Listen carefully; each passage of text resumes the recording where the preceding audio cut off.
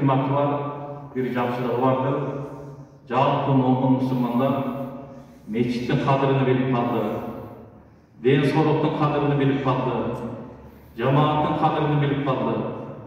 Ошол үчүн урматтуу жамаат, өкмөт койгон, мамлекет койгон, дини башкарма койгон талаптарга, шарттарга толук менен итаат кылышыбыз керек. Бир эле мисал, Жидда менен Арабистан, Саудияга мечиттерди, жалпы мечиттерди ачты.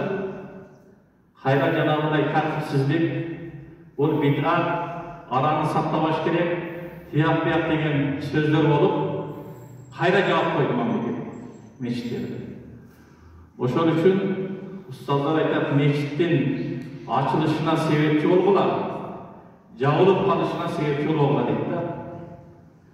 Неме бул? Мамлекет жардам кыла деген жери жок.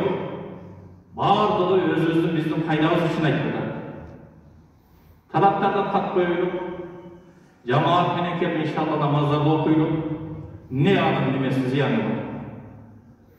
İttisal, кейбір адамдар азыр мындай аралық, бид'ат, намаз дұрыс болбойт, тияк бияк деген сөздөр болуп атат.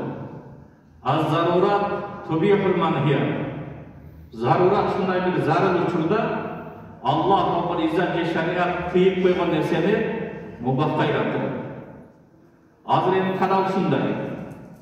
1,5 metr aralıkta saklagıda. Maska menen kelgile, antiseptik kolunardı jugula sabun menen, üydön darat at kelgile, jay namazdardı at kelgile, ne üçün bir adam sajda kılganda ekinci adam sajda kılbasın degen etiyat.